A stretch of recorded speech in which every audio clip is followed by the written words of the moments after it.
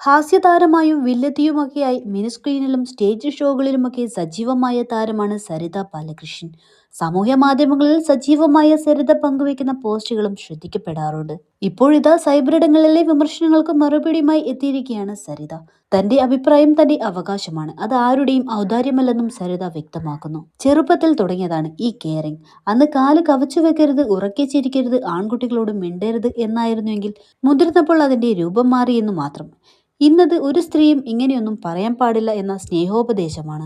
ഏറ്റവും വലിയ തമാശ എന്താണെന്നോ, നമ്മൾ നമ്മളുടെ സ്വന്തം നിലപാടുകളും വിയോജിപ്പുകളും തുറന്നു പറയുമ്പോൾ ഈ സ്നേഹനിധികളായ ചിലർക്ക് അത് വിശ്വസിക്കാൻ പറ്റില്ല.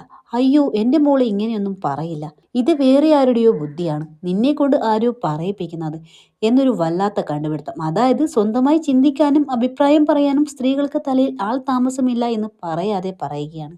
ഇനി ഞാൻ പറഞ്ഞ കാര്യത്തിന് താഴെ ആരെങ്കിലും വന്ന് തെറി വിളിച്ചാലോ, കുറ്റം മുഴുവനും എനിക്കാണ്. നീ അങ്ങനെ പറഞ്ഞതുകൊണ്ടല്ലേ അവൻ അശ്ലീലം പറഞ്ഞത്, മിണ്ടാതിരുന്നാൽ പോരായിരുന്നു എന്ന് മനോഹരമായ ന്യായീകരണം.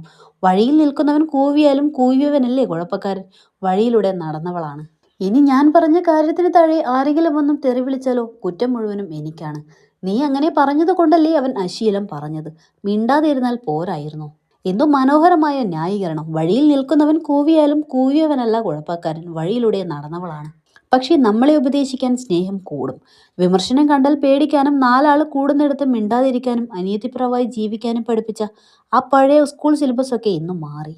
ഇതൊന്നും ആരും അറിയാത്തതാണോ, അതോ അറിഞ്ഞിട്ടും അറിയാപ്പിള്ളകൾ ആകുന്നതാണോ?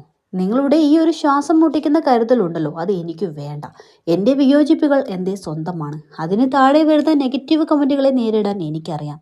തെറി വിളിക്കുന്നവരെ ന്യായീകരിക്കാനും അഭിപ്രായം പറയുന്നവളെ അടിച്ചിരുത്താനും വരുന്ന ആ നല്ല മനസ്സ് ദയവായി ഇവിടെ ചിലവാക്കരുത്.